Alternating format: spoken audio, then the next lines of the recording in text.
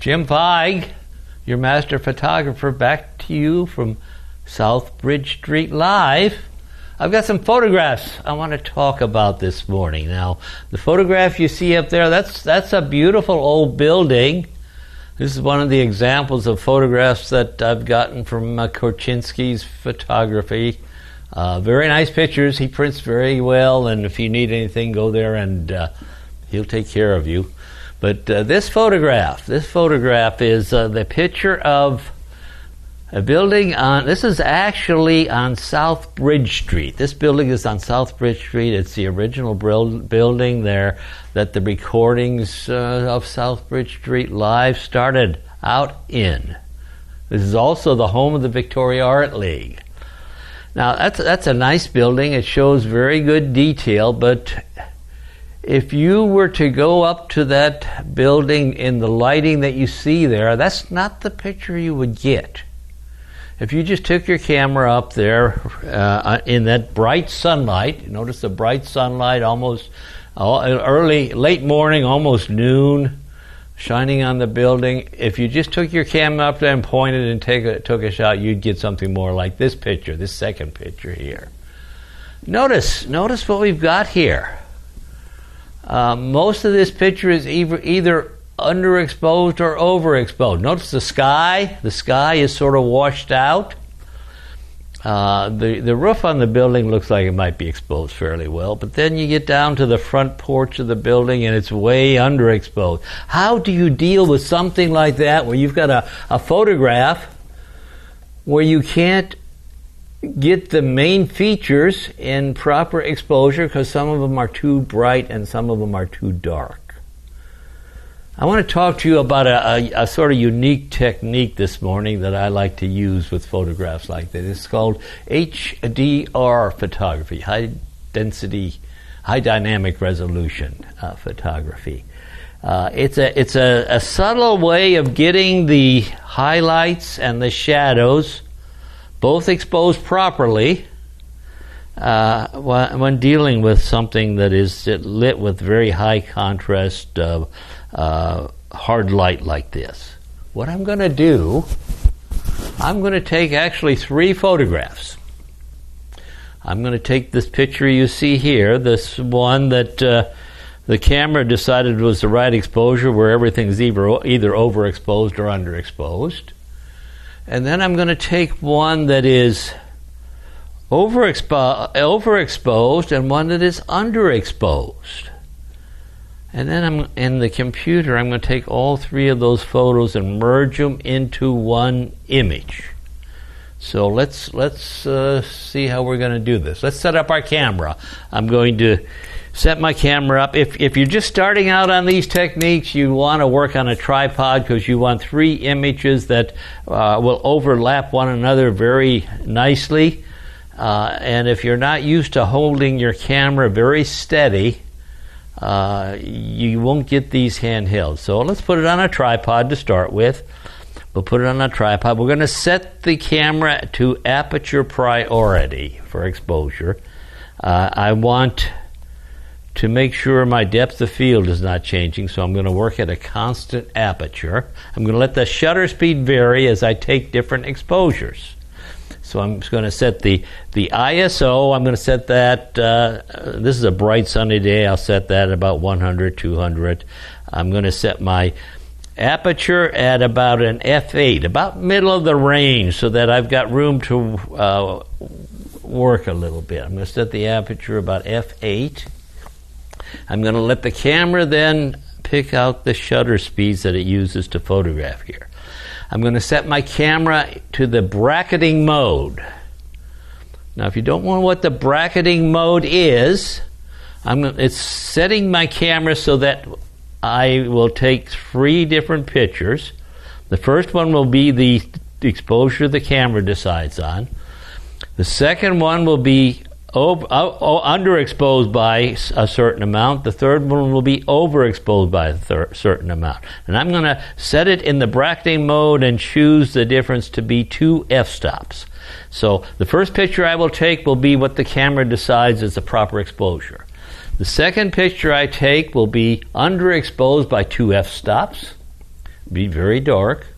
The third picture I take will be overexposed by 2 f-stops. It'll be fairly light. I'm going to set the camera in bracketing mode so it automatically does this. And then I'm going to set my shutter so that it multiply shoots. I hold the shutter button down and it continues to shoot. In this bracketing mode, it will take 3 shots and then stop.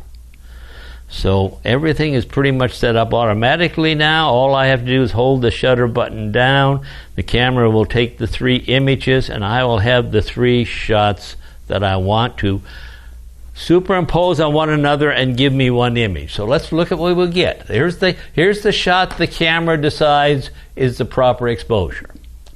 Now the next one, this will be the underexposed one. Notice how dark that got. The whole front of the building now is too dark to see any detail in, but look at the sky. Look at how nicely exposed the sky is. The clouds stand out beautifully. There's a little highlight on the top of the roof that is well exposed now. This is taking care of all of those parts of the photo that were overexposed on the initial shot. Mostly the sky and the clouds here. Now I'm going to take my third image. This will be the image that is overexposed. And notice the sky is completely washed out. The road is completely washed out. But look at the front of the building now. I have all of the detail I need to get the detail I want to make sure that all of those windows and doors and stuff on the porch can be seen in the final image. Okay, I've got all 3 of my images now. I'm going to take those to my computer. Photoshop has some techniques that you can use to do this. I don't use Photoshop. It's a little slower and a little more clumsy. I use a add-on or a plug-in called Photometric, and it's available. You can get it at B&H Photography. Just go to the website and type in www.b&h, spell it out, bnh.com. They'll give you that. That's a tremendous place to buy anything relating to photography. They will sell you this program. In fact, I think they'll even let you download it. There are 2 versions of it, the Photometric. There's the Photometric Pro. I think it's version 6.0 now. And there's the Photometric Essentials, which is the light version. I use the light version. The Essentials works fine for what I'm doing. The Pro will run you about $100. The light version will run you close to $40. The Photometric Essentials. So if you're interested in anything like this, well, give it a try. Let's look at what our final picture looks like now. We're going to put these 3 images that we took together, and we're going to come up with something like this. Notice this is the last photo in the grouping, and notice how the sky is nicely exposed. Beautiful clouds up there, beautiful blue sky. Notice that the roof of the building is nicely exposed.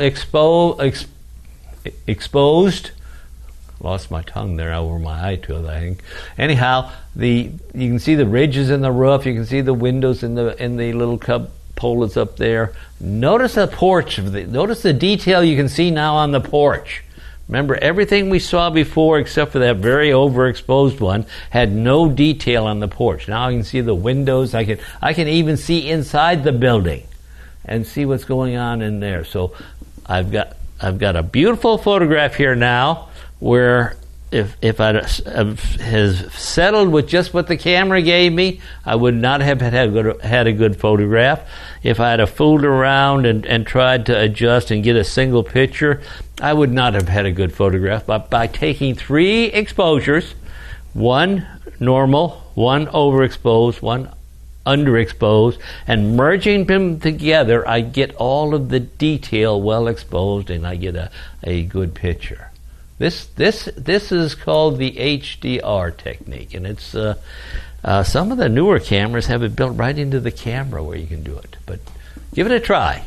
Give it a try. I think you'll like the results. I've gotten in the habit of taking 3 photographs every time I go out in the sun. So give it a try. This is Jim Feig coming to you from South Bridge Street Live. We'll see you next time.